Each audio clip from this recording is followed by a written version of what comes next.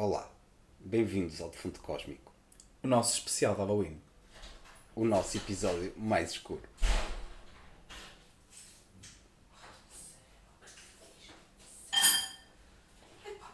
É sempre a mesma coisa, mas e vocês também?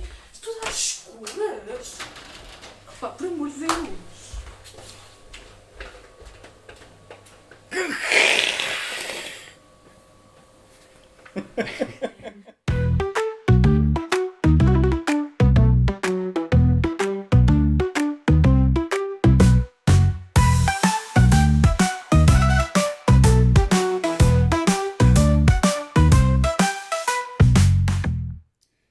Olá, sejam bem-vindos a mais um Defunto Cósmico, um podcast onde vamos abordar terror no geral, filmes, séries, livros, jogos e quem sabe curiosidades.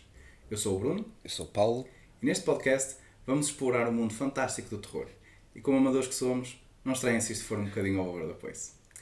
Para hoje, como é especial de Halloween, decidimos desafiar-nos, de certa forma. Aqui o Paulo criou uma lista de 31 filmes para o mês de outubro. Nós falhámos o primeiro desafio, que foi realmente ver os 31 filmes, mas vida, não é? Então acabamos por, com os que vimos, criar cada um de nós um top 3, que mantivemos de surpresa um para o outro, que achamos que dava uma boa dinâmica aqui ao episódio.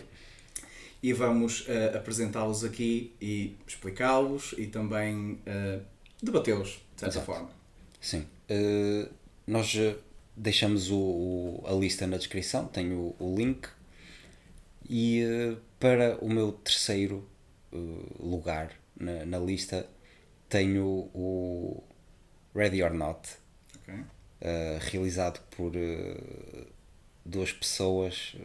Eu não sei bem os nomes, mas eles realizaram o Scream 5 Ok. e participação da Samara Weaving, que entrou também no Babysitter. E basicamente o filme é a Grace, que é a Samara Weaving, e ela casa com um rapaz em que a família dele é muito rica e são conhecidos por causa de jogos. A Ok. família cria jogos de tabuleiro.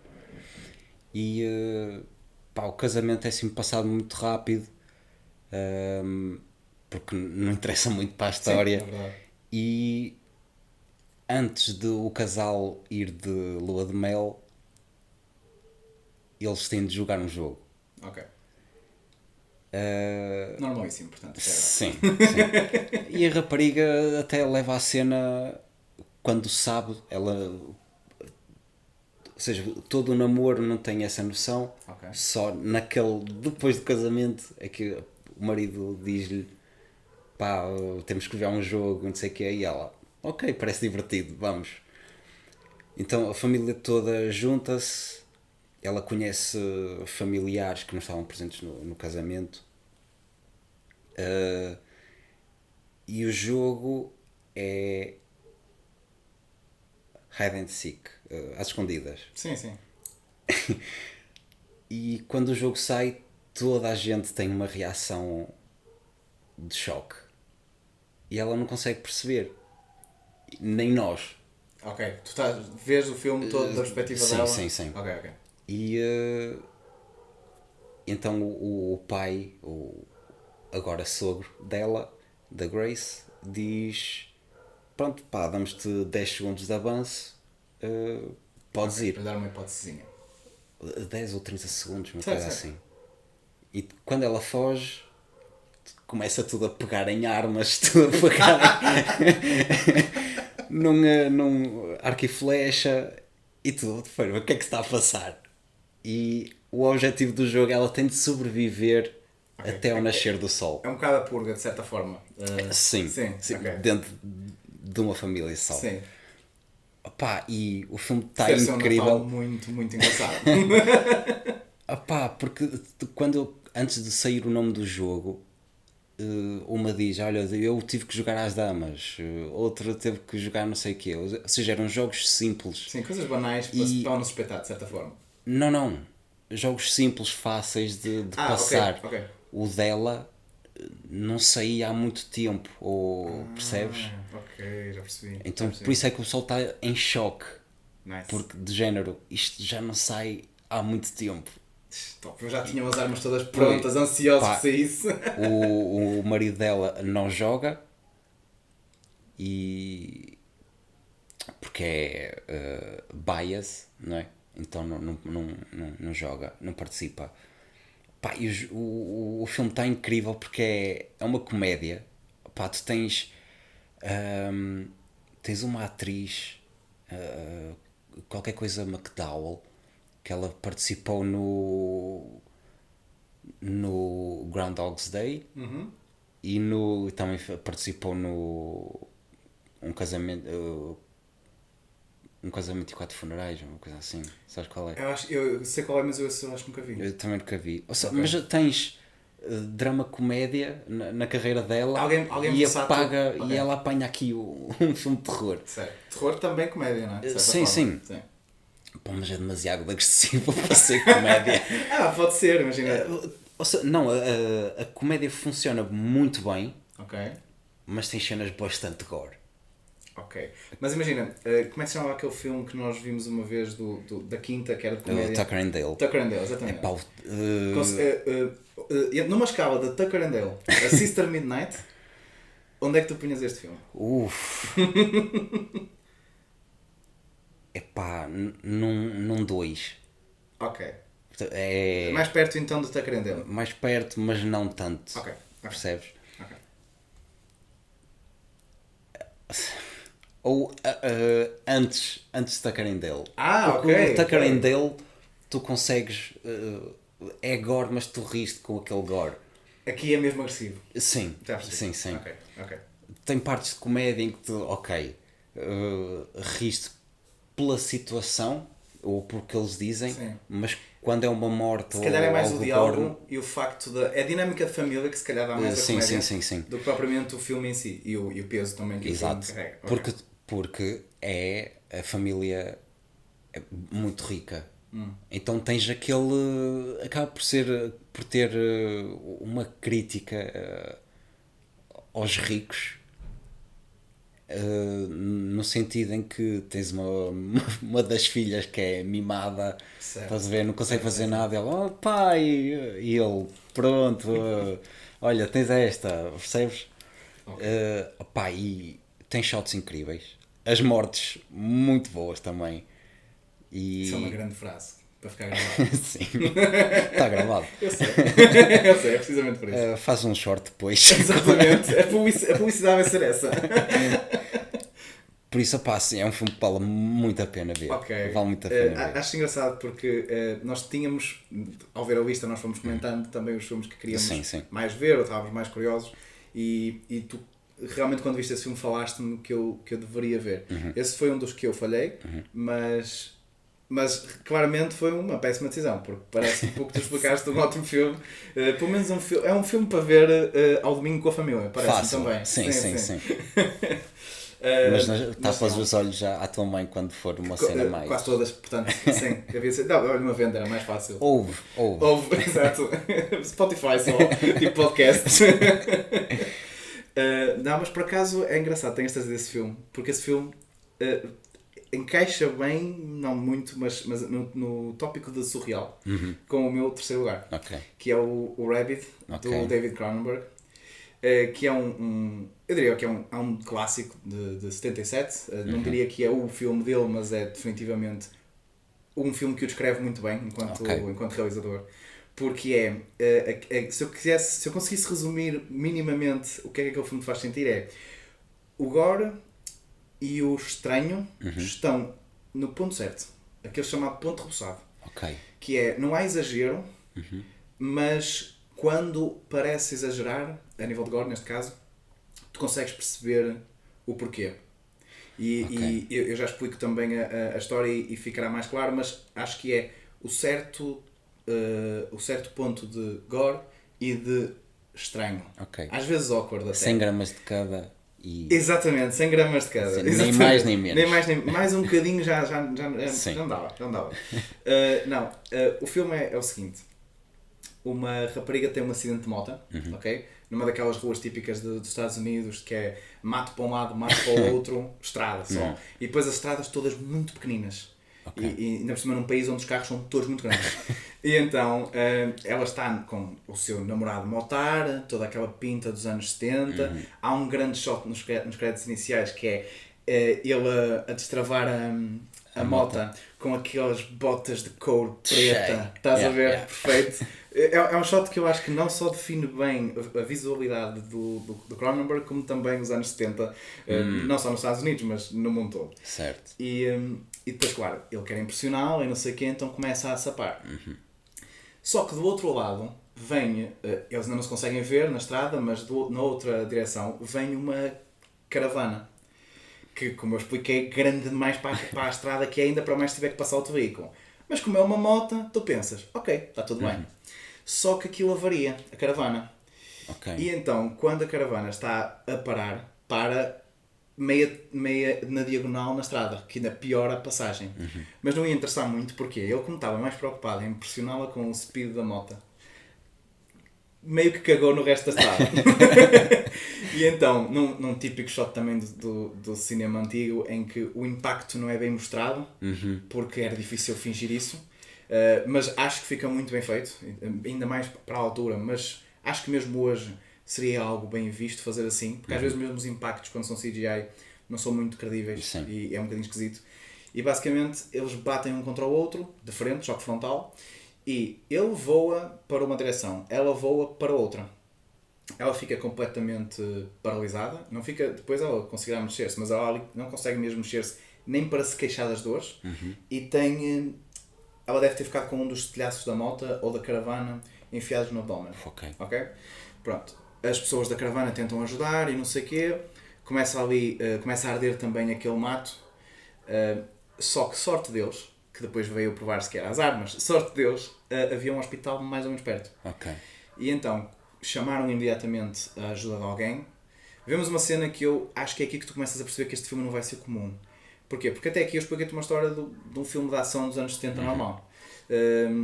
E daqui a bocado isto leva uma volta um bocadinho mais estranha. Ok. Que é, inicialmente estás a ver 3 cirurgiões a discutir uma nova descoberta sobre uma possível doença qualquer. Imediatamente ele recebe uma chamada a dizer, olha, houve aqui um acidente gravíssimo, uma pessoa em estado muito grave. Ele, ok, eu vou ver se mando alguém, estamos aqui agora numa reunião, não sei o quê.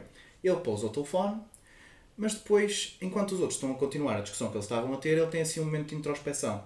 Quase tipo Dr. House a descobrir a solução.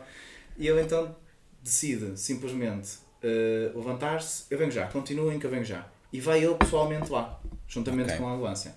Eu digo que isto é uma parte em que tu percebes que isto foi um bocadinho surreal, porque este momento em específico nunca teve grande explicação do porquê de acontecer no filme. Ok.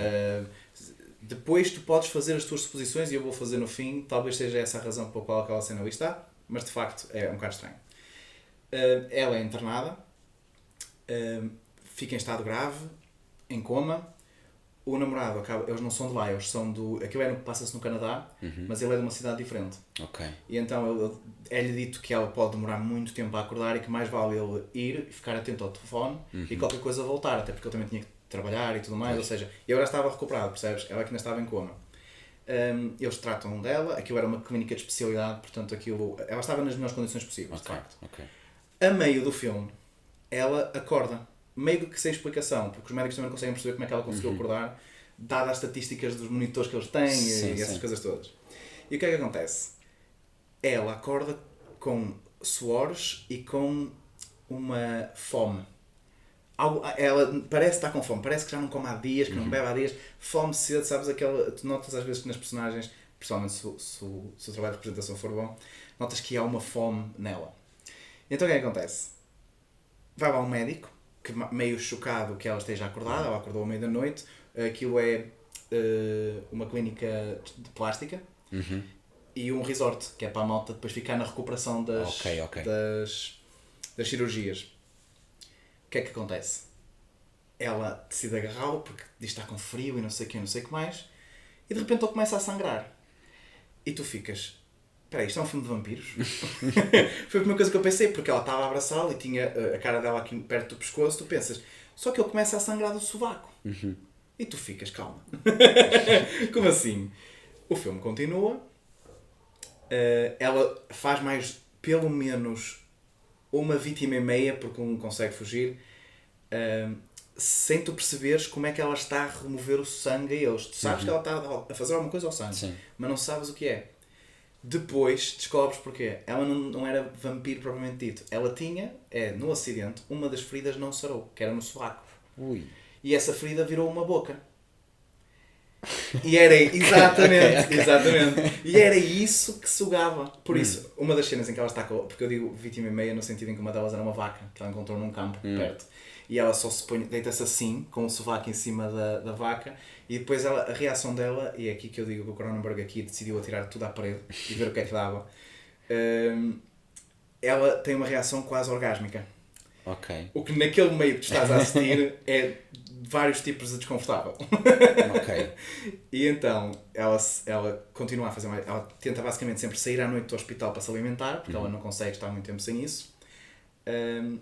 Só que ela começa a perceber que ela não vai poder ficar naquele hospital muito mais tempo. Ela já estava a recuperar. Ela só precisava se alimentar, mais nada. Ok. O resto das feridas estavam ok. Então a alimentação vinha do Exatamente, sovaco. Ok. exatamente. Porque ela depois também começava a tentar comer outras coisas e não conseguia, ficava mal disposta. Ok. Um bocado como acontecia no Sister Midnight. Certo. Pronto. Certo. Por isso é que tu também tens Ou seja, aquela... como um típico vampiro. Exatamente, que não consegue um típico comer- vampiro. Yeah. Este filme vira-se por completo quando tu começas a perceber que as vítimas que ela causava, as que não morriam, começavam a ter o mesmo problema que ela. E as bocas eram criadas onde a boca dela mordia. E depois andavam, ok. eles começavam a ficar doentes, febres, não sei o quê, tal como ela esteve no início, Ui. que se assumia que era só do acidente, mas afinal não. E depois isto vira, não um apocalipse basicamente, mas é um bocado a caça ao demónio, ou ao diabo, porque ninguém sabe muito bem onde é que isto está a vir.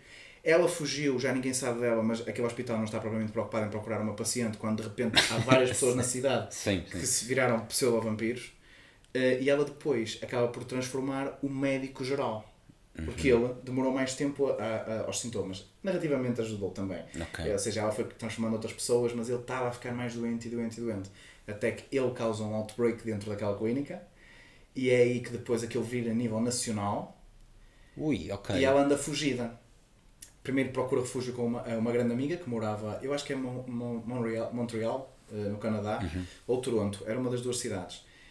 E ela acaba porque ela sabia que ela era a grande amiga dela, ou seja, era com ela que ela estava segura em que ela podia sair para se alimentar, estava com alguém que não levantava suspeitas e ela nunca seria capaz de fazer aquilo à rapariga. amiga. Ok. Tu tens duas cenas que provam isso, que é, quando ela ficava com muita fome e não podia sair naquele momento, ela fechava-se na casa de banho e estava a ter tipo, quase uma ressaca típica de drogas no chão, a tremer-se, a transpirar, tudo para que a amiga pudesse sair para o trabalho dela e ela poderia fazer a vida dela. Ok, ok. E eu achei esse ponto também muito Sim, fixe. sim.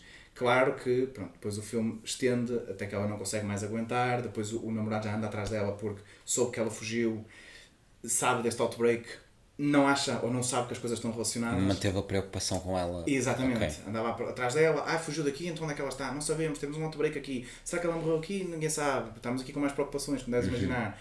E então tu estás a ver duas histórias em paralelo. Tu sabes que estão relacionadas, mas mais ninguém no filme sabe. Ok, certo. Tirando ela, claro. E o filme desenrola-se por aí até que, pronto, o clímax do filme é ela foge do gajo para não o matar a ele, mas no meio de fugir e não poder consumir, acaba por sucumbir à amiga. O namorado consegue impedir, ou seja, chegar quase a tempo, mas a rapariga já tinha sido mordida. E como ele não conseguiu pará-la porque ela não se tornou super forte, mas vamos dizer que no máximo ganhou a força que ele tinha. Ok, Então o ok. struggle é mais equilibrado. Ok. E ela Mas, acaba por matar a amiga e depois foge, mas não tem. Ou seja, ela acaba por morrer, que já era mais do que expectável. Mas só o namorado, no meio desta história toda, é que sabe o que é que realmente aconteceu. Ok. Mas ela é a origem. Ela é a origem, sim. Porque Ok. imagina, até que não seja, tu podias supor aqui ou ali, mas até que não seja, tu sabes perfeitamente que ela é a primeira vítima que tu vês. Patient Zero. que tu vês. Ok, Sim. ok. E pronto, isto muito sucintamente, claro que há outros pontos que, pronto, aí recomendo para quem não se importa com spoilers, ou de alguma forma parou o vídeo antes dos spoilers e depois vai seguir por aí. Recomendo a ver para quem gosta de filmes surrealistas, sem dúvida nenhuma. Sim. Ok, pá, esse também foi, pronto, foi um dos filmes que me falhou. Pá, pronto, não acho que os spoilers estraguem Não. a experiência. Não, eu também tentei porque a experiência não depende tanto da narrativa ou da história, Sim, é mais aquilo que ele te está a tentar fazer sentir Ok. naquele momento. Por Ok. isso, Não, vou certamente visitar esse filme. Eu também coloquei esse filme na lista porque era um filme que eu já tenho alguma curiosidade e penso que saiu um remake há uns anos. é capaz, por acaso não sabia do remake. Sabes a minha opinião com Sim, remakes sim, em filmes sou de igual, terror? sou igual. Exato, mas é daquelas coisas, é um bocado como nós até acho que já referimos aqui no podcast, mas não tenho a certeza. Mesmo o remake do Speak No Evil é uma coisa que quero ver porque há um interesse, mas sinto que já sei para o que é que vou. Percebes? Sim, Um bocado isso. Mas percebo o que é que queres dizer. Sim, ok. Pá, eu vou certamente pegar nesse filme, finalmente. Sim. Ok. Ok. Olha, para o meu segundo, na lista escolhi o Invisible Man. Ok. Com O Elizabeth mais Moss. recente com Elizabeth Moss. Certo. Pá, realizado pelo Lee Whannell. Ele escreveu o primeiro filme do Saw. Realizou e escreveu também o Upgrade. Pá, este filme foi uma revisão, já o tinha visto na altura que ele saiu. Pá, eu na altura não gostei assim tanto porque pá, acho que tirava um bocado a cena do Homem Invisível. Ou seja, Mas em que sentido? porque a história do Homem Invisível, e se vejo o filme original de 33, acho eu.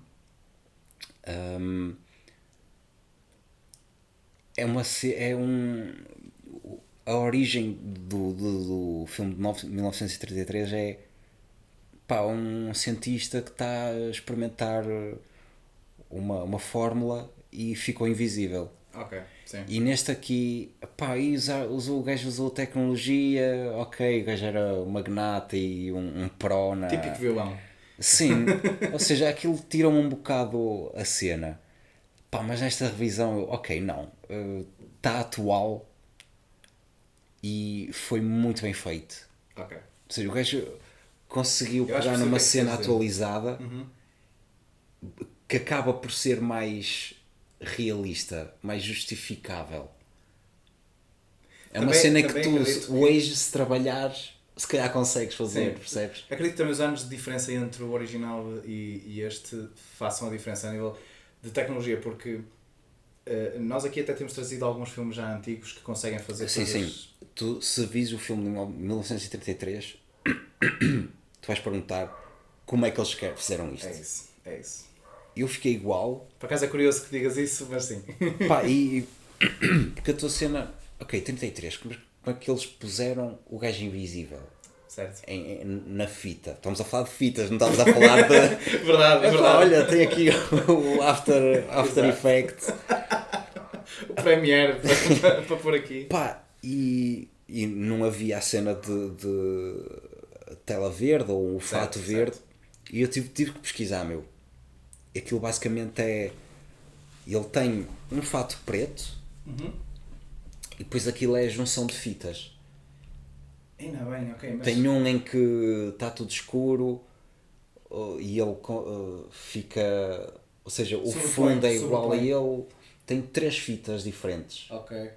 É assim, E então aquilo é essa tudo parte técnica já me superposto. ultrapassa um bocado, mas realmente parece engenhoso, sem dúvida nenhuma, Sim. principalmente para a altura. Sim. Porque houve vários... Ok, estamos a fugir um bocado. Certo. Mas é um bocado isso também que acontece normalmente. sim. Pá, se pesquisares encontras a justificação, como é que foi feito, mas houve vários realizadores que foram pegados, ok, vais realizar este filme, mas depois desistia. Pois. Foi para aí a 4ª ou 5ª vez que arranjaram o realizador. Pá, e como é que a porta abriu, ok, consegue justificar alguém da produção, um cameraman a abrir, escondido. Pronto, agora voltando Voltando ao filme que ao interessa, filme que eu claro. escolhi. Pá, foda-se, meu. A top. nível de shots Yeah. está incrível. Eu pessoalmente nunca vi o 33, mas gostei muito com a Elizabeth Moss e eu espero não estar enganado, mas eu acho que quem faz de Invisible Man é o Willem Dafoe, mas eu não tenho a certeza. Posso estar enganado. Ok. Tenho que verificar porque sinto que é daquelas memórias erradas, estás a ver? Que Mas tem ideia. como Ou seja, como não é a presença acreditável. de. A presença de talvez não seja acreditado, percebes? Ele não aparece no filme. É isso que eu estou a dizer, ou Ok. seja, tipo, uncredited. Sim. Mas eu depois terei que verificar isso. Ok. Mas sim, gostei desse filme, de facto, mas eu nunca vi o 33, ou seja, não tenho esse termo de Ok. comparação. Portanto, mas foi um bocado o que eu disse.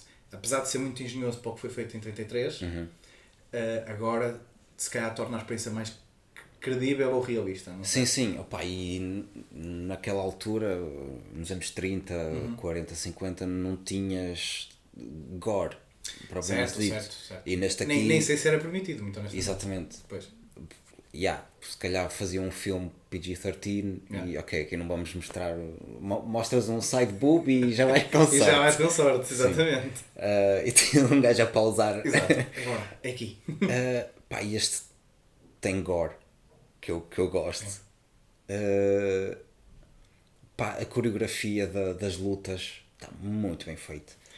Pá, Exato, e não deve mudou ser- certamente a sim, minha não deve ser nada perspectiva. fácil. Principalmente essas coreografias devem ser grande desafio para os atores, para diretores de fotografia, para realizador no geral. Ok, depois tens Sim. na pré-produção, ok, vamos testar esta cena. Isso é o que me fascina nesses filmes, que é... Ou seja, nós já sabemos que um filme demora muitos anos a ser feito. Sim, Qualquer filme que seja. Mas este tipo de filmes, que às vezes tu olhas e pensas, e isto acontece muitas vezes, certamente a mim e a ti já nos aconteceu milhões de vezes. Isto até parece difícil, mas aposto que eles têm aqui umas coisas que fazem... Não, eu aposto é que eles têm que testar mil vezes uma coisa, até que acertaram como é que queriam. É como nós fazemos um bocado aqui, antes de começar a filmar, olha, não estamos a filmar, vamos testar isto. Exato. E eles fazem isso, É a mesma com coisa, aquele stunt coordinators. É do caraças. Pá, é incrível. sim. E eu pessoalmente gosto, quer dizer, de alguns projetos da Elizabeth Moss, e eu acho que ela é uma muito boa atriz, e neste filme eu acho que ela também conseguiu entregar um papel credível, porque este filme tem, na minha opinião, dois desafios, que é dar algo de realista ao homem invisível, ou seja, não parecer ou demasiado falso, ou literalmente não veres o que está a passar. E do outro lado, o pavor dela, o medo, a constante ansiedade, tem que ser palpável ao público. Sim. Até porque não é que o filme seja da perspectiva dela, mas acaba um bocadinho por se tornar. Não, sinto que não é esse o objetivo inicial, mas é assim que tu acabas por ficar ao longo do filme. Porque depois tu próprio ou ficas com medo dele ou ficas com preocupação por ela. No fundo estás sempre um bocado do lado dela, entre aspas, e então eu acho que ela entrega muito bem aquele medo, aquela ânsia, depois em momentos de grande stress. Certo. Eu acho que ela também entrega muito bem isso. Pronto, eu não expliquei o conceito deste filme. Pronto, como falei, a comparação que eu tinha na altura que vi a primeira vez, o 33, como eu disse, um cientista que trabalhar numa fórmula fica invisível. Neste aqui, não acompanhamos o Homem Invisível, acompanhamos a personagem da Elizabeth Moss. Exato. Que é uma mulher que foge do marido porque sofre de violência doméstica. O gajo está a prendê-la em tudo, só sais, tens de dizer onde é que vais. Típico, portanto. Epá, e então é uma relação demasiado tóxica, e ela então foge, e um mês depois de estar escondida do marido começa a ter experiências de alguém que lhe está a fazer mal, mas consegues perceber que não é sobrenatural, consegues que está ali, mas ela não está a ver, tu também não estás, e quando ela começa, depois ela também recebe a notícia, olha, estás tranquila que o teu marido morreu, sai uma notícia, porque já era bastante importante. Sim. Era famoso, tá? Sim. E então ela, quando começa a ter estas experiências e diz, ele está aqui, e estás a falar de quê? Sim. Ou seja, começa a brincar com o psicológico. Sim. Epá, mas muito. E é aí que eu gostei também do papel dela, que ela faz-me. Põe-te mesmo. Tu estás do lado dela porque sabes e consegues ter o mesmo sentimento de presença que ela tem. Yeah. De género, ele está ali no canto e tu. Porque a câmera também aponta para aquele sítio, tu, ok, o gajo está ali, Yeah. mas consegues também entender o ponto de vista de quem está à volta. Sim, De, sim, sim. ele está a falar de quê? Pá, por isso o papel dela está muito bom. Pá, a história, pronto, consegui mudar de ideias e está atual. Foi um bom remake. Isso é algo a celebrar, de facto. Sim, sim. Percebo porque é que escolheste para o especial da Halloween. E a cena da faca no restaurante, lindo. essa até, eu achei que ias falar dessa cena porque eu acho que essa é a cena que descreve aquilo que tu estavas a tentar dizer, que é o pânico dela, a perspectiva de toda a gente à volta, percebes? Sim, sim, sim. E depois a tua própria perspectiva em Yeah. casa a ver, no cinema, assim. Sim. Achei até que ias trazer esse exemplo. O da porta eu percebo, e faz todo sentido, mas o da faca acho que é o que realmente mete, pega em tudo aquilo que tu gostaste neste filme e põe numa cena. Sim, sim. Opá, essa cena acho que é referência. É o clássico. É a referência Sim, sim. do filme. Para quem já viu, sabes logo dizer, é agora. Yeah, Entendes? yeah. Para quem não viu, tem um amigo a dizer-lhe é agora. Mas mesmo assim, mas mesmo o é agora, acho que não é tão certo. É demasiado rápido. Sim. Porque acontece e quando para tu. Oh, olha, foi. Yeah. Não, olha, não sei se reparaste. Há 2 segundos. Eu nesses momentos, eu até gosto, nós gostamos, às vezes quando estamos a ver filmes juntos, até falamos, que é uma coisa que não fazemos muito quando é com mais malta a ver, porque depende muito de quem gosta, há quem não gosta, há quem não se importa. E nesse momento eu acho que simplesmente não interromperia, porque não faz sentido, não vou dizer tipo, by the way. Mas percebo, acho que foi, esse é um bom filme para este especial em específico, acho eu, porque realmente é um bom remake, que é uma coisa rara de acontecer em filmes de terror e espero que possamos vir a ter mais qualidade. Sim, sem sim. dúvida. Não é muito relacionado, por acaso, o filme. Eu para o segundo lugar trouxe o Two Evil Eyes, Ok. que foi realizado por 2 realizadores, na verdade, que foi o George Romero e o Dario Argento. É um filme de 1990, mas por vezes sentes que não estás a ver um filme de 90, estás a ver um filme ainda mais antigo. Ok. De certa forma, um bocado o que nós falámos sobre o Maxine do Ty West, em que ele em 2024 consegue entregar-te um filme que parece que estás nos anos 80. Sim, sim. Eu acho que o Argento e o Romero aqui conseguiram criar 2 histórias em que as personagens e o mundo que estás a ver, que estás a acompanhar, é perfeitamente plausível para os anos 90. Ok. A filmagem, Sim. não. A filmagem já parece que estás a ver uma coisa talvez 20 anos mais antiga. Mas não é entregue numa de desleixo. Entendes? Sim. Simplesmente eu acho que é mesmo assim que eles querem entregar. Porquê? Porque a história de ser contada é do século XVIII. Porque são poemas do Edgar Allan Poe. Ok. E eu acho que eles tentaram fazer um bocadinho essa dualidade das coisas. Porque é uma sociedade perfeitamente normal dos anos 90 e 80 até. Aliás, no primeiro segmento tens o médico, que tens aqueles skyscrapers nas cidades, ele até está num hotel gigante. Isso não é uma coisa que existiria muito, pelo menos nos anos no século XVIII. Sim. Pá, esse filme eu não vi, só vi o primeiro segmento do George A. Romero. Que é o The Mysterious Case of M. Valverde. Ou Valdemar. Certo. Pá, eu desse filme, pá, eu queria ouvir a tua opinião antes de arrancar com a minha. Basicamente o filme é dividido em 2 segmentos, 2 histórias, e cada história é um poema do Edgar Allan Poe. Aliás, é também uma das referências aqui deste nosso amiguinho.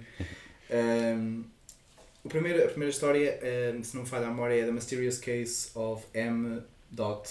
Valdemar, que é um poema do Edgar Allan Poe que eles adaptaram para filme. A história, muito sucintamente, temos uma mulher que casou por dinheiro, ela própria admite logo no início, não é uma suposição que tu tens que fazer enquanto espectador. O marido está de cama, doença terminal, e ela tem um plano com o médico, o caretaker do marido, Porque o marido é de tal forma rico que não foi simplesmente para um hospital, portanto foi tratado nos últimos momentos da vida dele em casa, com um médico privado, uma enfermeira que o trata enquanto o médico não pode lá estar, esse tipo de coisas. E ela começa o filme num táxi, eu achei esta parte fascinante, num táxi, a testar as falas com o broker que ela vai falar. Sim. E tu nisso não sabes o que é que ela está a falar sozinha. Acha que eu estou a mentir? Exatamente. Acho que era o Mr. Pike, que era assim que se chamava o broker. Que é basicamente alguém, não era broker, mas é o responsável pelas finanças e as riquezas do marido dela. Sim. E ela levava lá um documento em que ele passava tudo para ela. Assinado pelo marido dela, pelo Valdemar. O homem fica, como é óbvio, estranho. Sim. Tipo, como assim ele vai passar tudo isto? Não, é muito atípico dele, percebes? E ela diz, ambos sabemos que eu casei por dinheiro. Ela diz logo isto, eu adorei logo a frontalidade, porque assim não há, nem tens de perder tempo com isso, a história claramente não é sobre isso. Ele não acredita muito na história dela, ela decide fazer uma chamada. Porque o marido está de cama, mas ainda está consciente. Ainda consegue estar, vamos dizer, entre aspas, pleno das suas capacidades, apesar de não ser bem assim. E o Valdemar diz que está tudo bem e que é assim que é para ser. E eu tenho uma conversa, gente, mas tens a certeza? Isto não faz muito sentido. E o médico interrompe a conversa para dizer se puder ser mais rápido, o Sr. Pai que era melhor, porque pronto, eu tenho que descansar, eu não posso estar sempre a falar e não sei o que mais. E eles acabam por jogar o telefone, o homem realmente acredita, trata da papada que ela precisa. Ela mas tem continua a achar estranha aquela situação. Ele, no fundo, eu acredito que ele sabe perfeitamente que aquilo é tudo mentira. Só que não sabe como é que está a acontecer e para todos os efeitos eu não tenho como justificar dizer-lhe que não, percebes? Certo. Está assinado, é a assinatura dele, que ele até vai confirmar com outra carta durante essa cena, mas não pode fazer nada. Ela sai de lá com esse problema resolvido, ela vai ter acesso inicialmente a alguns fundos, mas depois os outros não vão demorar mais tempo, típica burocracia. Ela chega à casa, um gigante palácio, como já se esperava, e fala com o médico. E é aí que nós percebemos que o médico, para além do médico, ele é de facto médico, mas para além do médico ele hipnotiza as pessoas. Okay. E ao hipnotizá-lo, que o Valdemar diz o que eles querem, por isso é que ele conseguiu falar ao telefone, por isso é que ele assinou o papel direitinho, e é assim que isto funciona, no fundo. Ele tem que ir trabalhar, o médico, porque ele tem um consultório normal. Ela fica lá em casa, tranquila, a enfermeira vem para tratar dele, a enfermeira está sempre a reclamar como é que é possível ainda ter um homem neste estado em casa, ele devia estar num hospital, e nós sabemos claramente que ele não ia para um hospital, porque ele tinha era que o processo tinha que estar feito, ele morria de causas naturais e ela ia à vida dela. Era este o plano, e era um plano perfeito. Qual é o problema? Há uma noite em que o Valdemar morre inesperadamente, e eles tinham sido avisados nesse dia que tinham 15 dias, eram 15 dias para receber os fundos todos. Certo. Ela já tinha parte dela num cofre, mas só depois é que ia ter acesso a tudo e pleno controle das contas. E ele não podia morrer entretanto. E ele não podia morrer entretanto, porque depois já ficava muito suspeito, já levantava demasiadas questões. E ele morre. Então eles ficam em pânico, ela chama o médico também não sabe o que há de fazer, porque ele está envolvido na história. Também vai ali, está ali um bocado também a proteger o seu. Acho que não mencionaste isto, o médico é amante dela também. Sim, é verdade. E então eles estão a planear isto juntos. Exatamente. Para além de parceiros no crime, depois também há aqui, isso até é importante, tens toda a razão, porque também há depois o peso emocional. Porque é verdade que eles são os dois criminosos e são os dois gananciosos, mas ainda existe ali alguma coisa entre eles. Claro que nota-se claramente desde o início que saltavam por cima um do outro se fosse preciso. Sim. Calcavam fácil, mas infelizmente naquele momento eles estão os dois colados ao mesmo problema, que é o homem morreu e nós não temos como justificar. Então o plano deles é pôr o homem na arca frigorífica. Porque assim, quando estivéssemos a chegar isto claro que é o pensamento de quem está em pânico, mas quando chegássemos ao final dos 15 dias, podias pô-lo descongelar, como fazes com uma posta de pescada, e depois, olha, nem vai acreditar. Sim, mas é justificável, porque ao congelar tu estás a preservar o corpo. Eu sei o que é que queres dizer e eu concordo contigo. A cena é que eu tenho a ideia que se eu percebesse mais sobre física, química e saúde, sim, mas eu acho que o corpo ia acabar por decompor-se de certa forma. Ou seja, mesmo quando ele descongelasse, um médico legista ia saber dizer que ele não morreu ontem. Sim, mas eles já não tinham... Pai, se não me engano, eles já tinham planeado isso... Mas era preciso fazer a autópsia. Ela diz, é verdade que ela diz, não se faz autópsia, vamos para qualquer lado, fazemos um funeral privado e dizemos que ele morreu. Mas isso também ia levantar questões, percebes? Ok. O que eu estou a dizer é, o plano Sim. O plano é o melhor que eles arranjaram. Sim, é o que tu... Certo, foi uma cena que... Ok, entras em pânico, pá, olha, a primeira coisa que me ocorreu... Exatamente. Mas, nota, para quem está em pânico, até são ideias... Sim, sem dúvida. Ou Claro seja, que eles não pensam 3 passos à frente. Já não, olha, vem alguém e vai dizer que... é plausível, Sim, mas, sim. mas é muito falível. Certo. Ou seja, Sim, nota-se sim. que é em pânico, mas podia ter sido uma ideia muito pior. Seja como for, ele falece e fica na arca frigorífica. O homem tem que continuar a trabalhar, o médico, e ela fica lá em casa. Ela não adora a ideia de ficar em casa sozinha com o cadáver, mas ela já sabe que se ela se meter num problema, ela sabia os riscos, tem que viver com isso. Até que... e é aqui que eu acho que entra realmente Edgar Allan Poe no seu melhor, e depois mesmo a adaptação do Jorge Romero também acho que foi muito boa. É que tu chegas ao momento em que ela começa a ouvir vozes da cave, que é onde está a arca frigorífica. Sim. E ela começa a descer, a tentar perceber o que é que se passa. Ela ouve a voz, era sempre alguém a chamar por ela e a pedir ajuda. A primeira vez que ela vai a descer, ela não vai até à arca porque é interrompida. Ela nem consegue ver a arca, na verdade. Ela é interrompida pelo médico que chega e diz: estás aqui a fazer? Não estejas aqui, não podes estar sempre aqui, que isso não te faz bem. E foi embora. Até que ele vai dormir, eles vão dormir, não é? Isto vai ser importante mais para a frente, o médico, não dorme como uma pessoa normal. Ele hipnotiza-se ele mesmo com um pequeno dispositivo que ele tem. Um metrónomo, é isso. E ele consegue... Acho, talvez. Depois podemos corrigir também. Sim. Mas...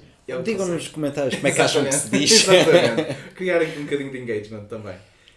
Ele adormece e consegue acordar-se.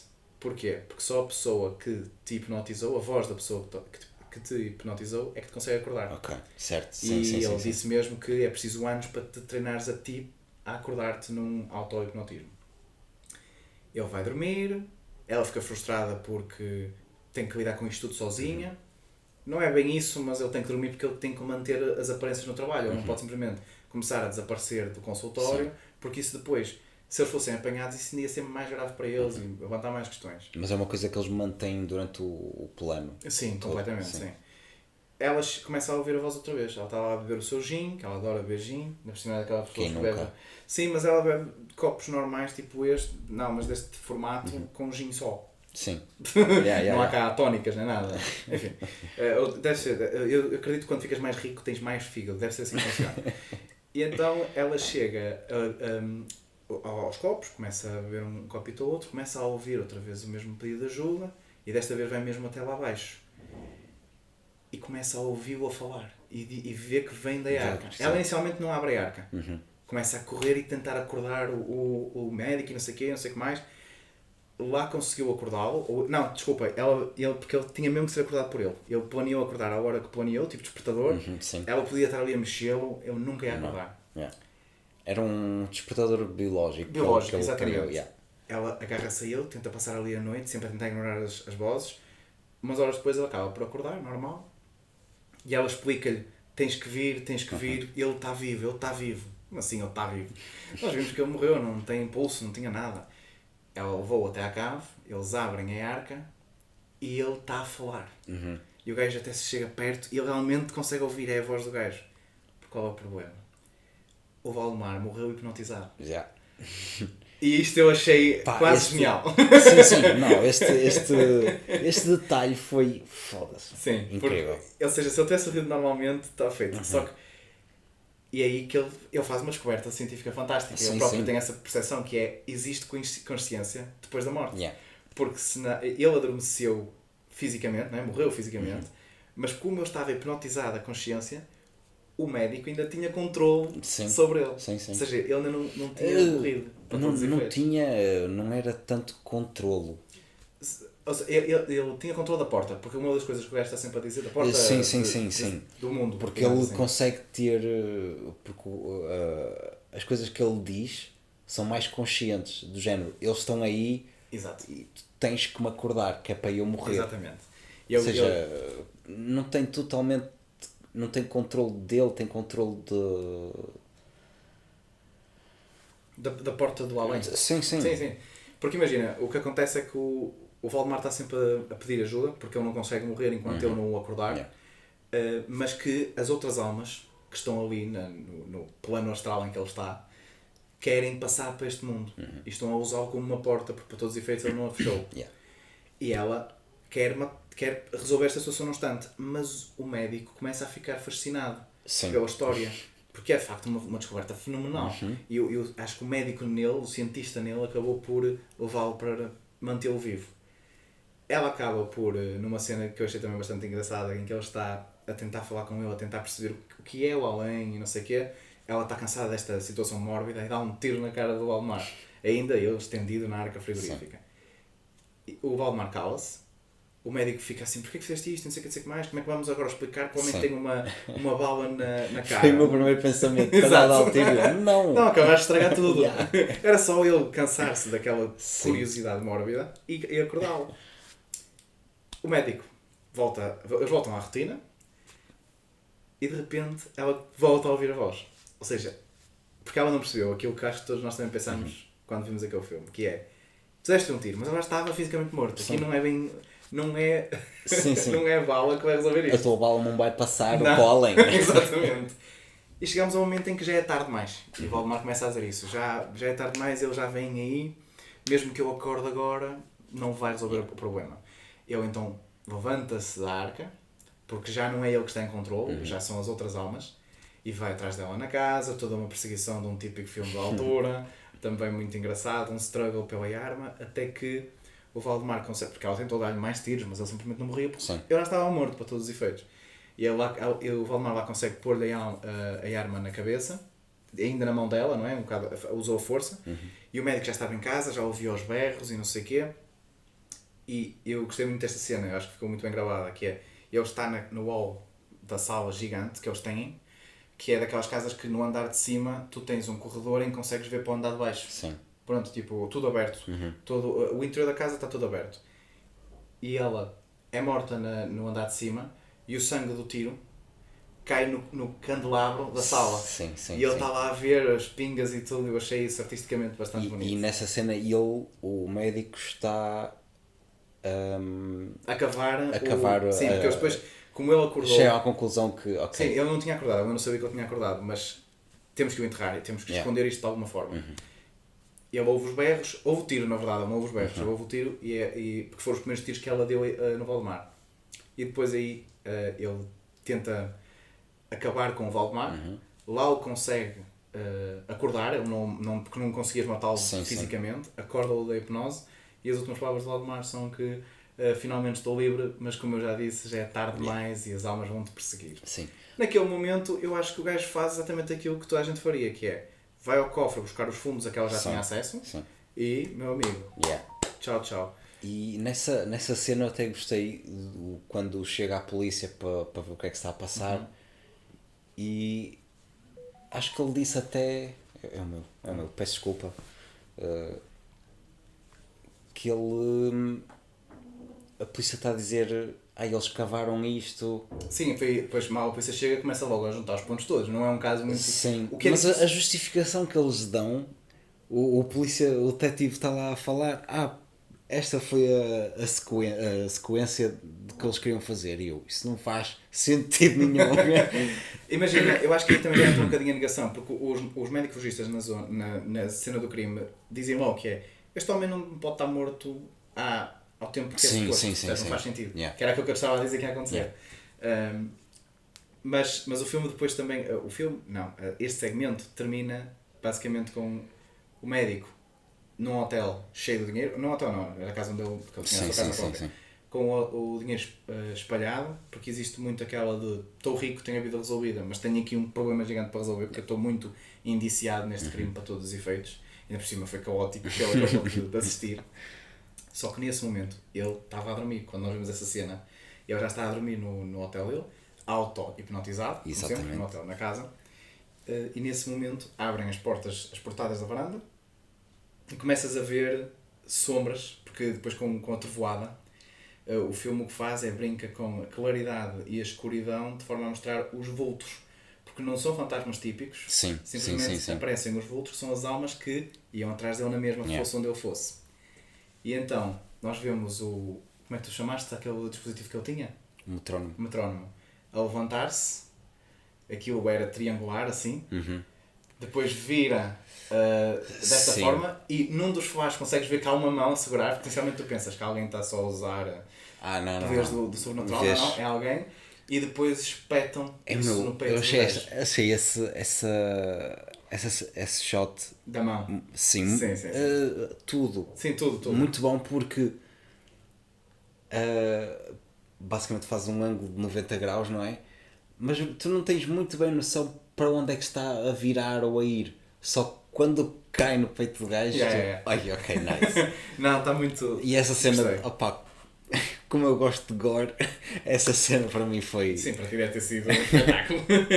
De facto, acho que o primeiro segmento é bom. Eu, como também é explicando, posso já dizer que o segundo para mim é melhor, enquanto segmento total. Pá, eu Mas- só queria falar um bocado sobre o primeiro. Sim, sim, o eu ainda ia primeiro falar, segmento. estava só a tentar Ok, explicar esta desculpa. parte. A cena foi. Como o realizador foi o George Romero, eu gostei muito desse segmento porque, pá, por um lado, o George Romero é conhecido pelos filmes de Night of the Living Dead, ou seja, ele criou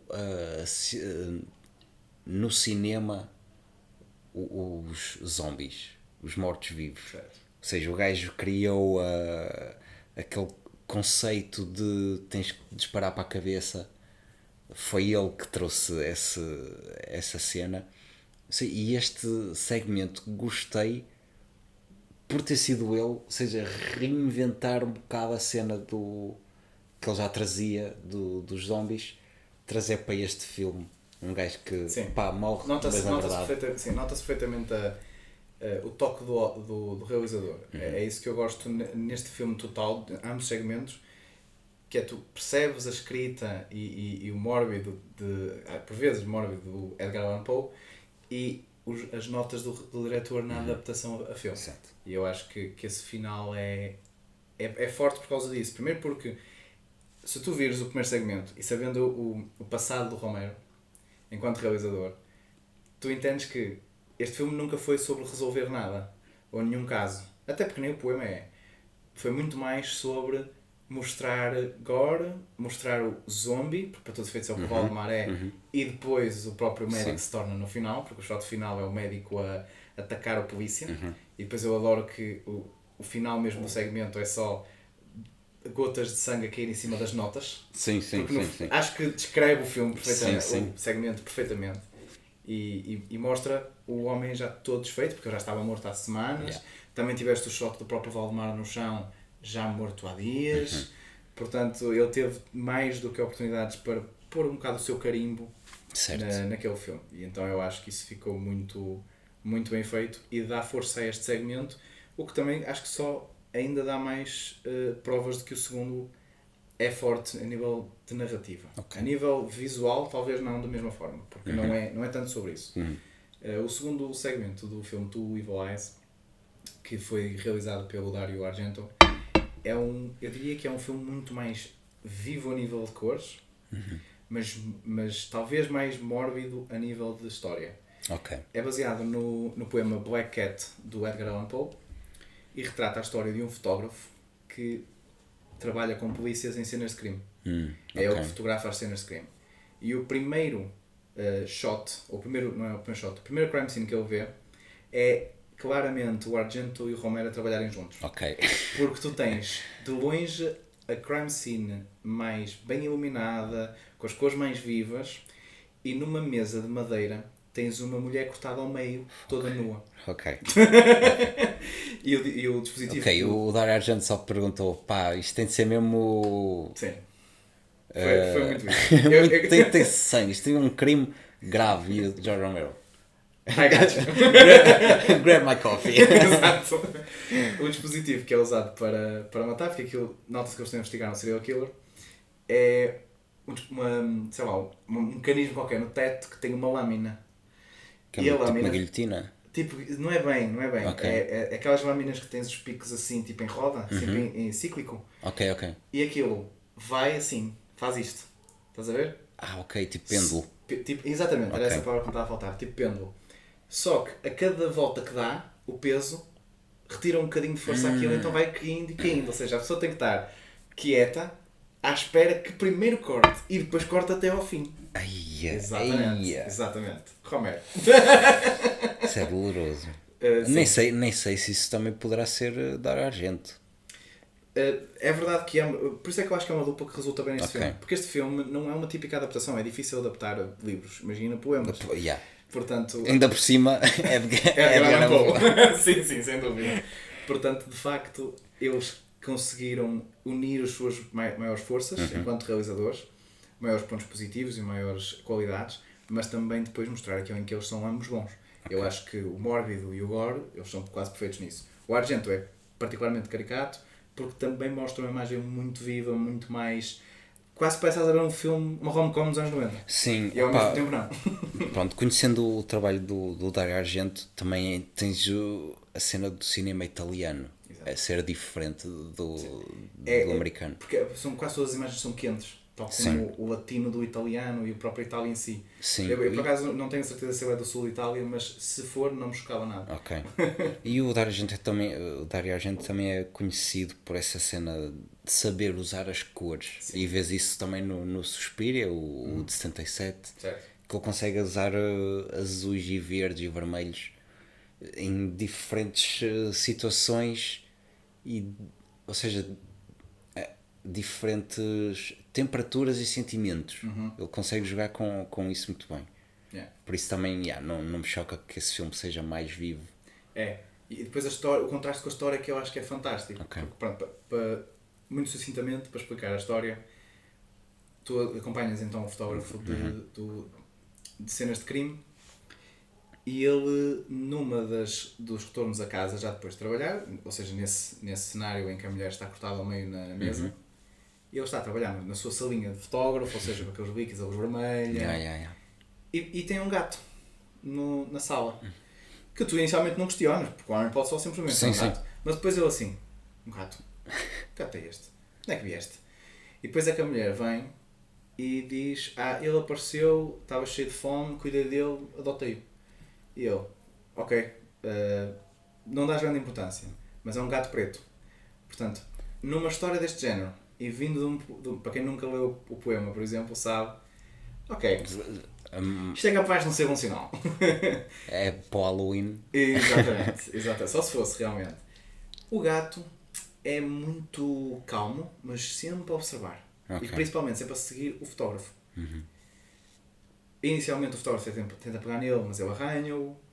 Nunca toma a iniciativa da violência, o gato. Mas se ele se aproximar, ele age sobre o homem apenas. Okay. A mulher consegue pegar nele sem problema nenhum. Tu, a meio do filme, até ficas sem perceber se o problema é o homem ou é o gato.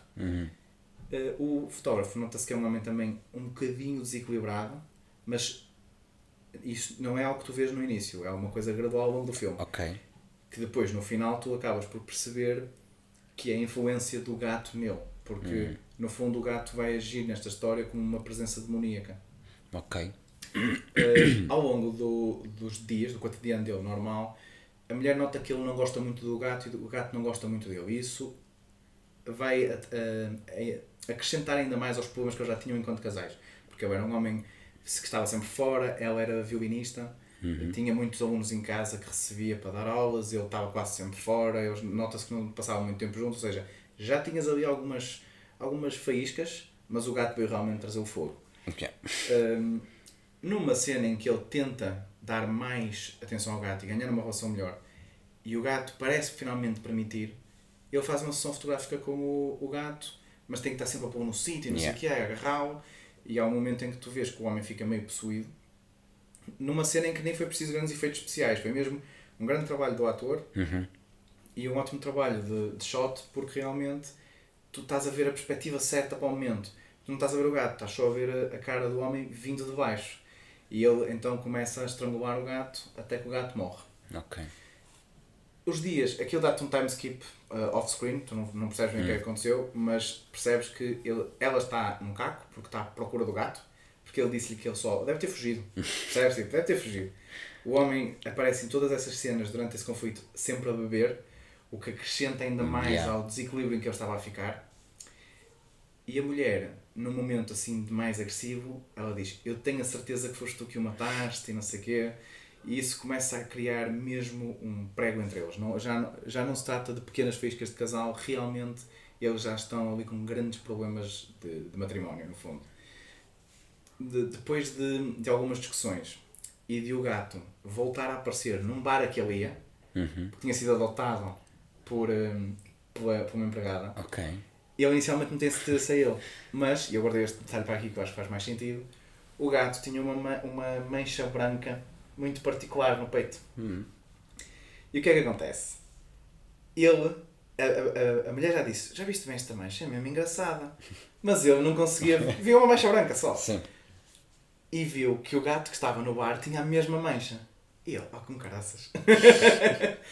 Quando ele finalmente fica com o gato outra vez, porque ela dá-lhe o gato numa caixa, ele em casa finalmente olha para o gato e tenta tirar o pelo e ver o que é que a mancha era. E a mancha era uma forca. Fazia a forma de uma forca. E ele fica cheio de medo e não sei o quê e tenta matar o gato outra vez. Só que a mulher, ao mesmo tempo que isto está a acontecer, ela estava em casa. Só que o que é que ela estava a fazer? Ela estava a fazer as malas para se ir embora. Porque ela tinha a certeza que ele o tinha morto. Ela já não confiava nele. A relação já não estava boa. Ela encontrou o livro que ele publicou de fotos do gato antes de o matar. O que é que acontece? Ela começa a ouvir um miar. Mesmo antes de sair de casa. Porque este filme é muito o timing de estás para safo e não estás. E o final é mesmo muito sobre isso. Ela está para sair de casa, não sai de casa porque houve um miar. Vai lá acima ao escritório dele e vê que ele está a matar o gato. Então depois de algum struggle, ele acaba por matá-la. À mulher. Ele pega nela, porque ele, depois do struggle, ele ainda cai das escadas, depois ela cai das escadas, ela já morre quase na porta. Mais uma vez, quase safo, não safo o suficiente. E eles estão sempre a jogar com isto. Ela morre em cima do tapete de entrada. Ele pega nela, leva-a lá para cima, de repente batem à porta. Porquê é que lhe batem à porta? Mais um detalhe que eu prefiro esconder porque eu acho que tem mais impacto aqui. Quando ele levou a caixa com o gato para cima, isto antes da mulher o apanhar, ele decidiu pôr música. Porque ele ia tirar fotos depois. Então, só que ele pôs a música muito alta. Quando ele arruma a mulher no andar de cima, o vizinho vem-lhe bater à porta para ele baixar a música. Sim, Só que é daqueles vizinhos que te entram em casa porque deve ter muita confiança contigo. E então o que é que acontece? Eu achei esta cena quase hilariante. O homem vai até às escadas e começa a ver muito sangue no chão. Só que havia sangue fora da carpete, também no chão normal. E o homem estava, o fotógrafo estava descalço. Então o que é que ele fez? Quase que deu um tapezinho no sangue, para ficar com sangue nos pés, e chega à beira do balhote: desculpe lá, eu alojei-me no pé. E eu achei essa cena hilariante e achei que quebrava mesmo o momento tenso, estás a ver? Ele consegue despachar o homem, ele vai simplesmente à vida dele e ele tem que perceber o que é que eu vou fazer com a minha mulher agora. Então ele começa a inventar desculpas: vai de férias com ela, as coisas estão por resolver, um monte de coisas. Ele decide desviar essas atenções, se bem que há um vizinho, não o primeiro que nós vemos, mas um miúdo que era aluno dela de violino, que fica mesmo muito desconfiado, que tem a certeza que há alguma coisa aqui que não cheira bem. Mas ele diz: não, vamos de férias, não sei o quê. Enquanto prepara as férias, entre aspas, compra um monte de peças de bricolagem e vai criar uma parede falsa. Ele tinha um armário que tinha até uns cabides e tudo, e ele pendurou a mulher nos cabides, e com uma parede falsa tapou-a. Antes disto acontecer, ele tinha já a parede praticamente pronta, era só meter a mulher e fechar, e ele pensou: eu tenho que desviar atenções, então o que é que eu vou fazer? Ele pegou numa foto da mulher, pôs um lenço à volta da cabeça do cadáver e... Espera aí, deixa-me só ver se não me estou a esquecer de nada. Não, exatamente. Eu já tinha fechado a mulher na parede, é isso mesmo. Eu já tinha fechado a mulher na parede, então pegou numa espécie de um boneco onde pôs a cara da mulher com um lenço. E um cabide, uma cruzeta que ele tinha, pendurou na parte em que tu vais ver o espelho do carro, que era para ela ter uma mão assim. E como estava a chover muito, ele só tinha que passar pelos balhotes na rua, abrir um bocadinho a janela e dizer assim: we are going on vacation. E a cruzeta está a mexer. E eu pensei pensei, isto é incrível. A nível de realização e de pensar como é que tu vais fazer estes pequenos detalhes, eu acho que está impecável mesmo. Mas, ok, pegando assim uma parte aqui, pegando nos dois realizadores, de onde é que achas que isso veio? Eu acho que isto veio não deles, vejo- os dois, do género.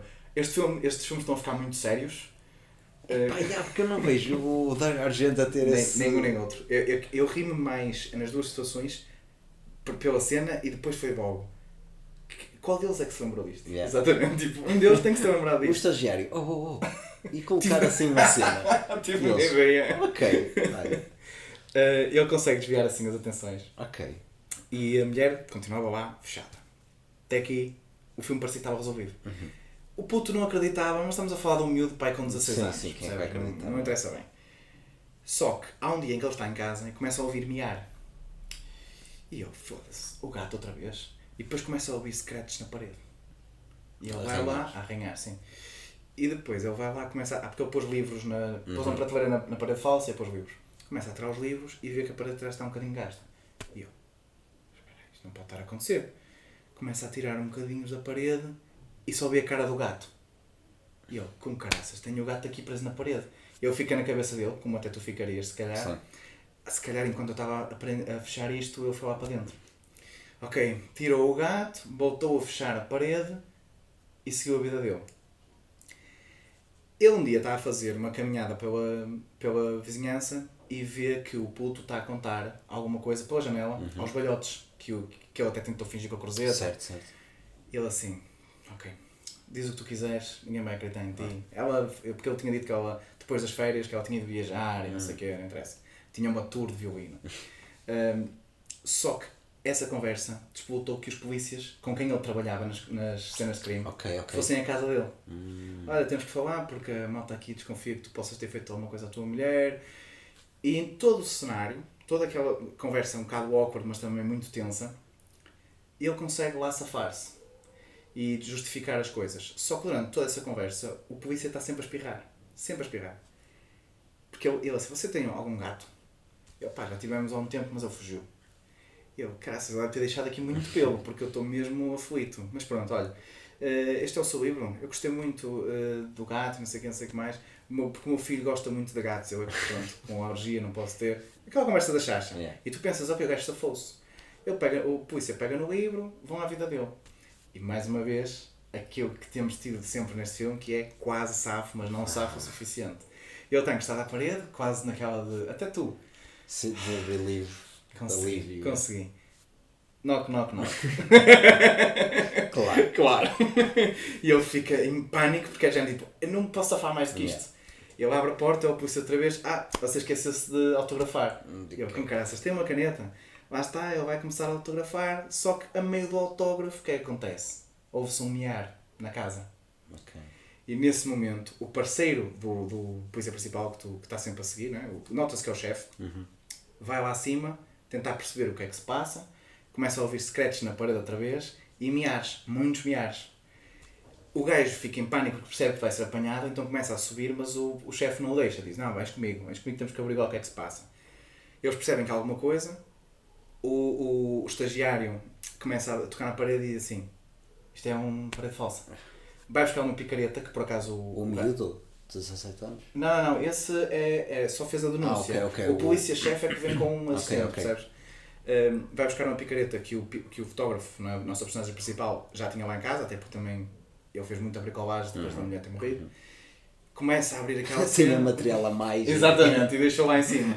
E o polícia pega na picareta, começa a desfazer a parede, um chalufador começa a sair de lá, ele começa a queixar. Ele abre a parede e o que é que acontece? O gato, enquanto lá esteve, fechado, antes de sair, o gato preto, o principal, teve crias. E as crias estiveram a viver dentro da parede durante dias. E precisavam de comer. Então o que é que eles começaram a comer? A mulher dele. Então quando ele abre toda a parede, ele vê a mulher já meia desfeita e decomposta e tudo mais, e as crias ainda sem pelos, sem nada. Quase, aquilo que estás a olhar parece que aqueles gatos são tipo filhos de demónio. É épico, eles todos... o miar deles quase que parece um growl, estás a ver? E então eles em pânico, vais dentro, não sei o quê, e começa um scuffle. o polícia, o nosso fotógrafo, não é? O personagem principal, consegue agarrar no outro polícia, pegar na picareta e no meio da confusão espeta a picareta num, que fica logo ali. Depois há um struggle com o chefe da polícia, a chave para as algemas cai das escadas para o primeiro andar, então ele tem que matar primeiro, acho que se não me falha a memória vai asfixiá-lo ou deixá-lo inconsciente com um soco, já não me lembro, e tenta arrastá-lo para ir buscar a chave, só que não consegue.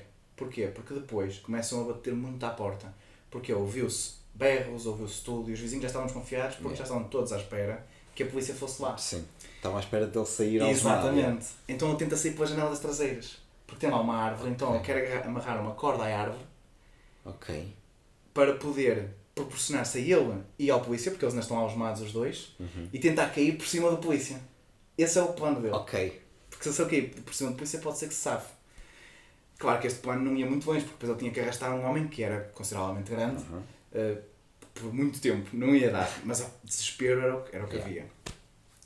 Ele amarra a corda à árvore, tenta puxar para fazer tipo a alavanca, só que o polícia começa a cair, o polícia é muito gordo, começa a cair da janela. Ele tenta agarrar-lhe no cinto e o cinto parte. E então eles caem os dois, só que como ele estava a amarrar a corda aqui em cima e depois a puxar o que sobrou do outro lado, ele ficou assim preso, ou seja, a corda fez isto.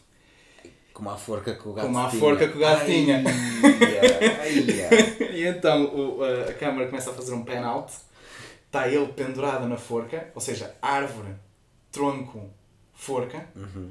E depois tem um arbustozinho onde tu vais fazer zoom in e está o gato. Claro. E é assim que acaba o To Evil Eyes.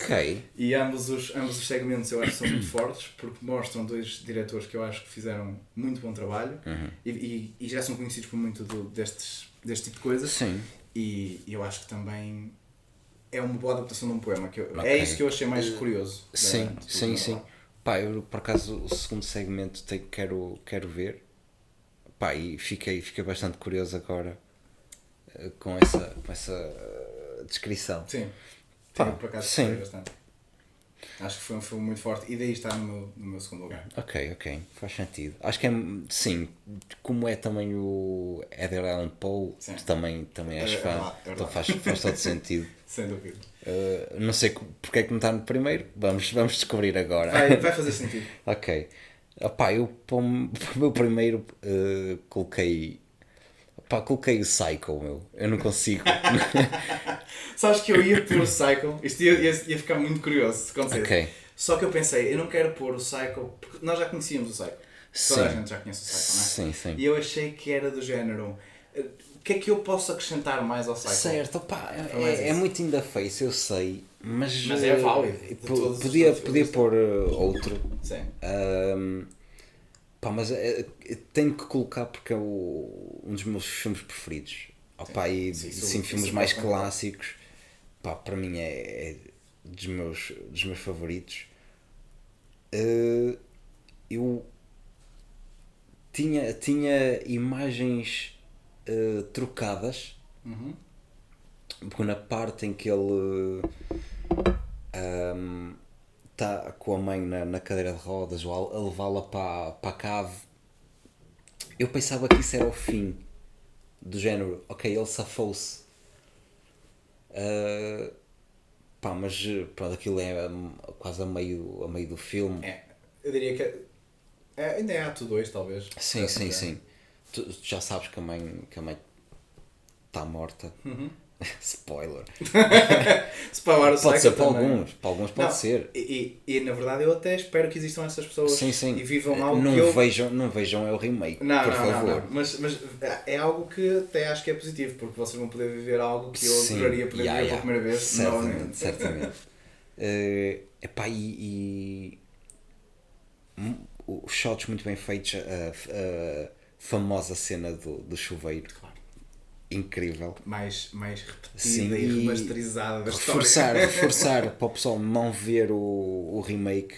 Eu estava a vi um documentário sobre a cena do chuveiro, que eles juntam Oz Perkins, porque ele é filho do Anthony Perkins, o Psycho, Elijah Wood Ok, olha, O Elijah não Wood estava à espera. é conhecedor de terror. Boa. Eu não sabia. Boa. Uh, Quem sabe um dia temos que o convidar. sim, sim, sim, sim. Casualmente o Frodo entrar em set. Na praia entrou ele vestido de hobbit.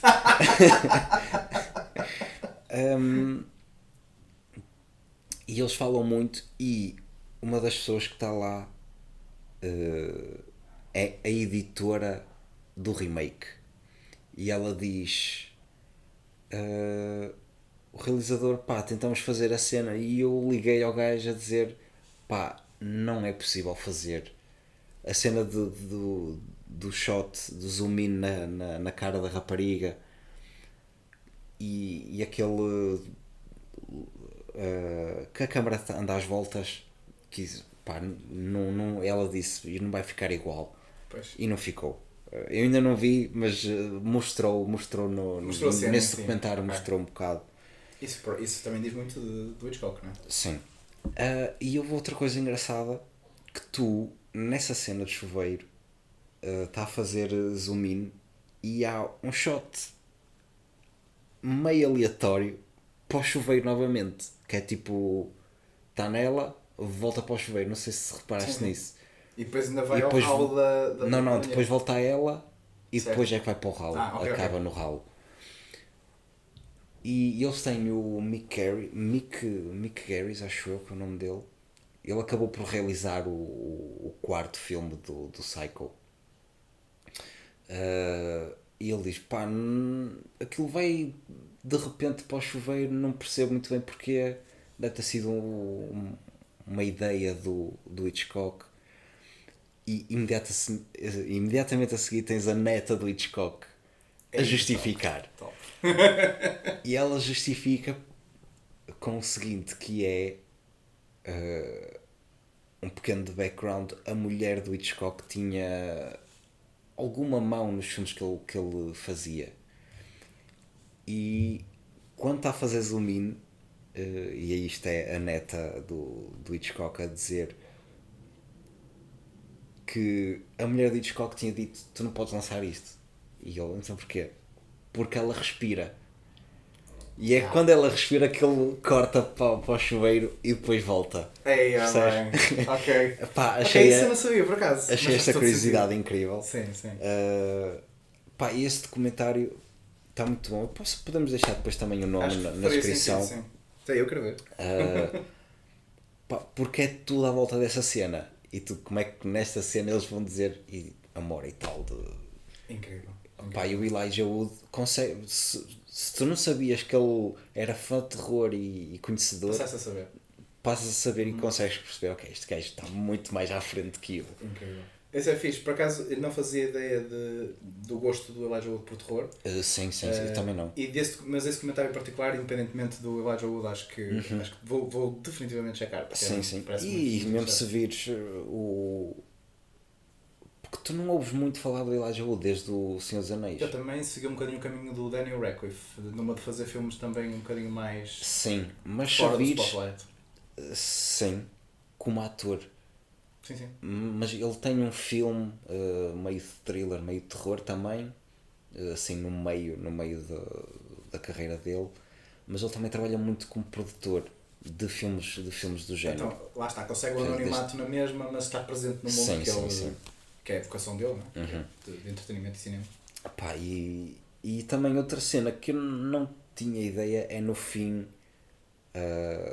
quando o Psycho, o Norman Bates, está preso e tu já sabes da história que ele tem dupla personalidade. E o shot final, claro. É o shot final porque faz fade para o cadáver da mãe e eu não tinha ideia disso. E quando reparei, porque é muito. Consegue ser de certa forma subtil.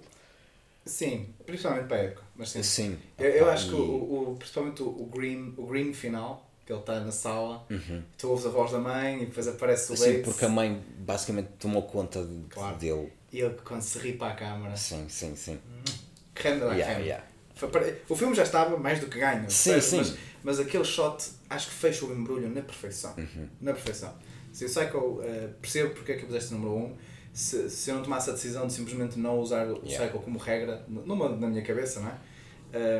Definitivamente punha o Psycho em primeiro. Porque, claro, da lista toda que nós temos, e vocês vão poder ver a lista na descrição, acho que é o filme mais forte. Sim. Para além de ser o mais clássico também. Sim. E por acaso é engraçado que tenhas trazido o Psycho a nível temporal, porque eu trouxe um filme também bastante antigo, mas não é relacionado. Acho é que ganha pelas mesmas razões também. Okay. E é uma das razões pelas quais está em número 1. Porque em condições normais eu punha o To Evil Eyes. Porque é muito mais o meu pace. É muito mais o meu gosto. Mas eu trouxe o Creature of the Black Lagoon. De 1954. Ainda é mais antigo até do que o Psycho, se não falha a memória. Sim. E é um filme de Jack Arnold, acho eu, que é o realizador. Tenho quase certeza. É um filme de 54 que faz, pela segunda vez na minha vida, fazer-me ficar ainda mais impressionado com um filme daquele tipo de altura. Porque, pronto, eu acho que nunca comentei aqui, um dos meus filmes, se não o meu filme favorito, é o 12 Angry Men, que é de 52, provavelmente. 52, 53. 53, é assim uma coisa. Que é um filme que ganha por outras razões. Não vou entrar, se calhar, aqui, um dia posso trazer, não é um filme de terror, mas posso trazer aqui com curiosidade. Podemos Podemos explorar isso. Mas pelas mesmas razões do que era... para o Patreon. Exatamente. Consegue muito numa altura em que não havia muito em Hollywood. Principalmente este filme para mim ganha pelo surreal, ganha pelos efeitos práticos, principalmente o fato do homem, peixe, né? E depois porque naquela altura, e mesmo este casting de atores, não acho que tenham feito papéis extraordinários. Mas o filme é tanto mais do que os atores que não peca. Também notei isso. Que não peca. Estava a pensar um bocado... os atores não são assim grande coisa, mas também não estou a sentir... Não pesa na história. Muito sucintamente o filme retrata uma equipa de arqueólogos ou de investigadores que vão para a Amazónia investigar criaturas, espécies únicas. Porque tem havido relatos de espécies diferentes na área e a Amazónia sempre foi uma grande massa do planeta Terra pouco explorado. Apesar de já haver muito explorado, ainda há muito para explorar. E então eles recebem a visita de um grande historiador e arqueólogo que tem a teoria de que lá pode haver uma espécie que nós nunca encontramos. E seria isso é a maior conquista de uma equipa deste género de investigação científica. Eles deixaram 2 brasileiros a guardar aquele campo, não é? Aquele acampamento, desculpa. Que falam inglês. Eu gostei desse detalhe. Não, mas estamos no Brasil. Mas, eles falam inglês porque eles não são brasileiros, mas os brasileiros estão a guardar entre eles, que acho que um até se chama Paulo ou Pedro, já não me lembro, estão a falar em português um com o outro. Portanto, até nisso eles conseguiram ser realistas. E depois, ele vem à América para chamá-los, enquanto que os brasileiros ficam lá, que são depois atacados pela Creature of the Black Lagoon, o homem-peixe que anda a vaguear na zona. E o filme é muito simples, foi isso que eu gostei, o filme é mesmo muito simples. Não há aqui grande trama psicológica ou um serial killer, não é bem isso. Há simplesmente um choque de espécies. Sim. Em habitats diferentes. Porque não é tu vês logo também a cara do peixe, sim, o homem-peixe. O Black Lagoon, o Creature. É assim que ele é nomeado. Sim, e consegues, ou seja, também consegues perceber porque é que ele está a fazer isto. Certo. E consegues... não sei, de certa forma, se calhar, empatia. No sentido em que, ele está a fazer isto porque está a proteger a espécie e o habitat. E estes aqui vêm para aqui também, porque ele também não percebe o que é que eles estão a fazer. Exatamente. E os humanos estão com medo dele. E nós humanos, quando temos medo, é atacar. Mas vice-versa também acontece muitas vezes. Um animal, neste caso, porque, pronto, ele nunca deixa de ser caracterizado como um animal, para todos os efeitos.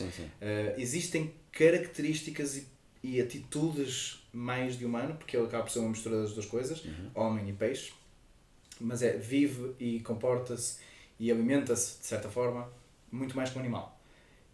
E esse choque de realidades. Fumar um cigarro. What up, my dude? Exato, um copinho do whisky.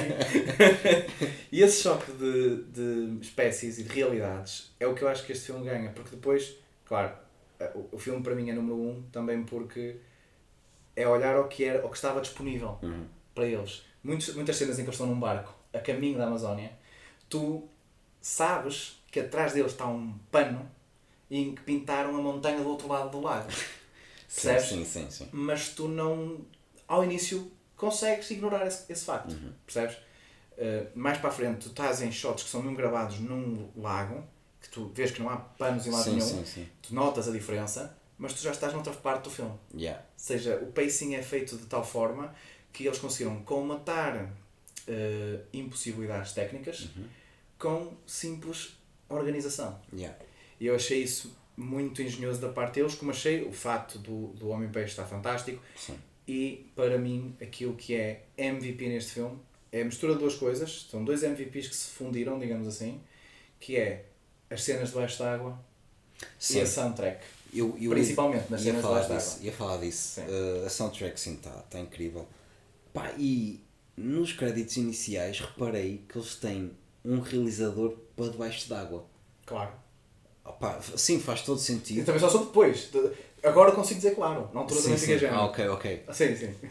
Mas sim, eu estava a ver os iniciais, realizador de debaixo d'água. Espera aí, outro realizador. Yeah. E consegues perceber porque há mesmo movimento debaixo d'água. E então tem que ser tudo...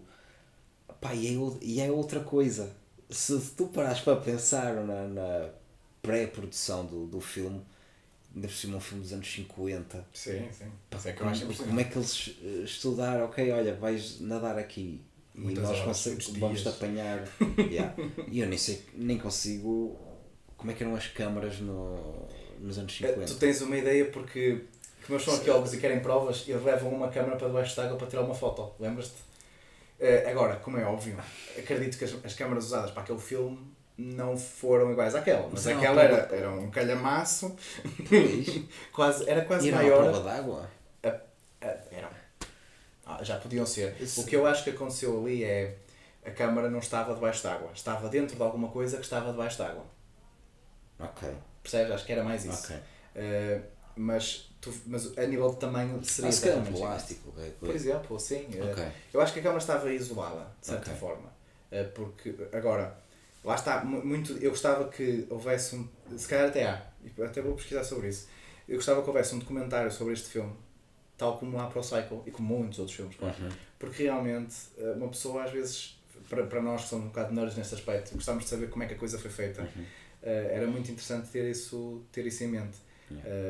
Mas sim, para mim é o meu número 1, mais até por causa da época e do timing das coisas a acontecerem.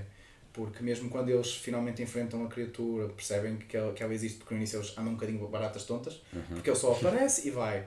Ele próprio, o Homem-Peixe, ganha um fascínio pela atriz principal, e é isso que até... Porque ele podia só esconder-se e deixá-los ir embora e nada acontecia, só que como eu queria sempre estar perto dela e vê-la, porque estava curioso quem é esta mulher, o que é uma mulher, porque uma das coisas que nós percebemos é que ele é o único da sua espécie. Sim. E então há um misto de fascínio, sinto que depois há ali uma batalha entre a parte peixe e a parte homem, e ele acaba por pôr-se numa situação de risco, que acabou por ser um risco máximo. Foi o meio da evolução. Sem dúvida. Por acaso, olha, bem jogado, não tinha pensado nisso. Vou fazer esta parte. O Theo Von, um comediante, tens um álbum dele no Spotify. Tens 2 álbuns dele, mas há um deles que ele está a contar que na cidade dele houve uns macacos que fugiram. E, claro que eu. E a polícia estava, precisamos de alguém para apanhar os macacos aqui. E estavam a escolher os miúdos mais altos. E ele, escolham a mim que eu quero pôr alguma coisa no CV. Fast forward 9 minutos, estou eu com o macaco à frente. E deixem-me dizer, eles comportam-se como se nós não fôssemos da mesma família. Que lembras-te de mim e o gajo nada. E depois outra coisa, Pá, que se lixa essa... Eu não acredito na cena da evolução. Onde é que são os macacos do meio? Opa, e isso porque acho que o Creature of the Black Lagoon, o monstro, acho que é a evolução, é o meio da evolução. Sim. Há os peixes, Sim. há o Creature of the Black Lagoon e há nós. Os humanos. Está certo. Sim, pá, esse filme também escolhi colocar na lista porque é um dos monstros. Filmes de monstro clássicos, sim. Sim, que tens os 4 clássicos, que é o Drácula, o Monstro Frankenstein, o Creature of the Black Lagoon e o Thing, provavelmente. e o Werewolf. O Werewolf antes até. O lobisomem. Sim. Pá, e soube depois mais tarde que vai o James Wan, o realizador do Conjuring, do primeiro Saw também. Malevolent também, Maleficent. Não. Nós vimos esse filme, mas já não. Sim, caraca. Não interessa também. Deixem nos comentários. Sim. Vai lançar agora um remake. É um remake de qual? Do Creature of Black Lagoon. Ok. Estou curioso porque porque ele pode tanto fazer um remake e há lá uma cena que poderia mostrar gore, mas como falamos na altura eles não, se calhar não tinham também essa autorização, e ele pode mostrar. Bem, parece que não só como tradição para Halloween, Hollywood não adora que nós falemos sobre remakes que não saíram. Portanto, se calhar é publicidade que eles não gostam. São só rumores, se calhar. Pois, se calhar é isso. Ou, agora sabemos que não foram rumores, porque neste precisamente fica-se sem luz em casa após falar de uma coisa destas. Yeah. Eu nem sei se estou confortável para terminar isto. Mas para todos os efeitos, acho que esse é um remake que eu quero definitivamente ver, até porque estou curioso. E não quero alongar muito mais porque eu ainda prezo o meu quadro elétrico. Mas sim, eu acho que este filme fecha bem o nosso top, o meu top, e depois mesmo o teu com o Psycho também acho que fica muito bem fechado. Eu não acho que haja muito mais a dizer sobre o Creature of the Black Lagoon. Não sei se tens mais algum... Não. Pá, acho que falamos... Acho que conseguimos falar tudo, bastante até. Sim. Principalmente porque perdermos em certos filmes que nos falaram mais, acho que isso também é perfeitamente normal. E quem vir também certamente se encontra na mesma opinião. E fechamos assim mais um Defunto Cósmico. Espero que tenham gostado. Estamos sempre abertos a sugestões, como sabem.